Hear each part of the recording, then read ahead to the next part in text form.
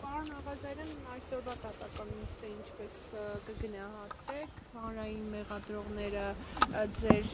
WhatsApp հավելվածում ծավալված խոսակցություններն էին վերարտադրում, ինչպես նաև այլ խոսակցություններ, որքանով են դրանք իրատեսական առնչություն ունեցող ձեր գործի հետ։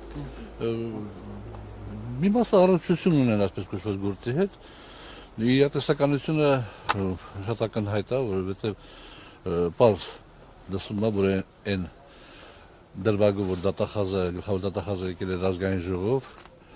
անձեռնմխելիությունից զրկելու միջնորդությամբ, որտեղ ասում որ ասեն կաշառք Արամ Մկրտչյանը կաշառք է տվել ինձ այսպես կոչված, պարզ հստակ զգացում է, որ Արամ Մկրտչյանը ինձ պարտք է տվել։ Եվ ինքն ասում է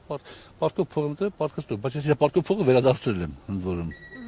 Համ հերիք չի, որ վերադարձրել եմ, երկրորդը ես պատրաստ եկամ էի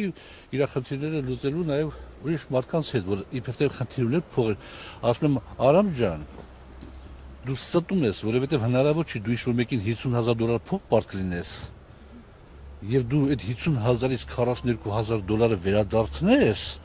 եւ $8,000 համար, որ ես իրան պարտք եմ, չսպասեն։ Որ նաև մեր կողք քասր խոսք եմ ասում, հիմա դե չասեցին այդ քասր խոսքերը, ասում գամ, ես այդ տղաներին խնդրեմ, ասում թող սպասեն, ո՞ւս կարող պատե չսպասեն, էլի, ասում հիմա ինչ պատճառով ես վերցրել, ծառայություններ ես մատուցելու եղել, ինչ ես արի, ինչ կապ չունի, 50,000 վերցրել ես, 42,000 վերադարձրել ես, 8,000 համար չեն սպասում, ստում է դե ինքը որ բաներ անում, այդ որ ինքը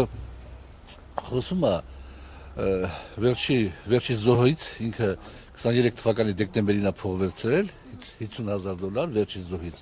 եւ 24 թվականի փետրվարին լքել է Հայաստանի Հանրապետությունը։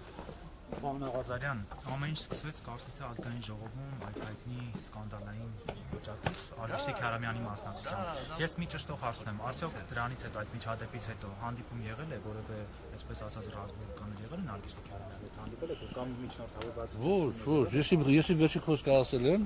որ եթե ինքը անուններ կտա, ինչ մեկ ինչ հայտարարություն արեց, որ իմ անունից միջնորդել են իրար իմ տղայի բիզնեսի հետ կապված։ Ես ասեցի, եթե անուններ կտա եւ կապացուցի, եթե չէ, ուրեմն ստոր սրիկա է։ Այդ խոսքերը մնում են Ձեր տղան իմանա։ Աջան։ Ձեր տղան գուցե իմանա ովքեր են միջնորդել։ Չէ, բայց միջնորդել են Արգիշի Քարամյանին, չէ, ըստ իր խոսքերի։ Դե թող ինքն անուններ ասի։ Պարոն Աղազարյան, դուք նաև ասել եք, որ պարոն Քարամյանն իրեն հայտնի մարդու միջոցով ձեզ վրա փորձել է ճնշումներ գործադրել։ Իրեն հայտնի մարդու միջոցով։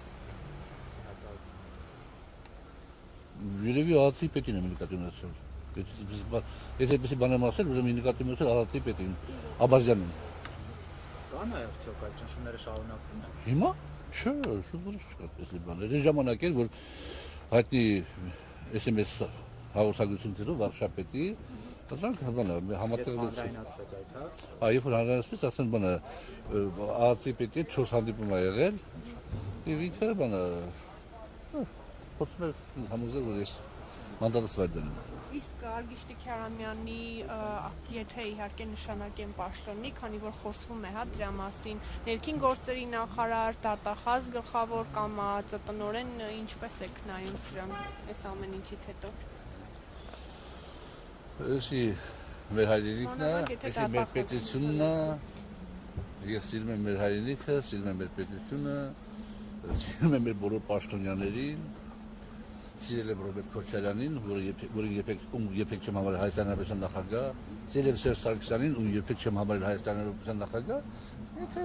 այդ հանգամանքների բերումով ես մնացնեմ իմ հայրենիքի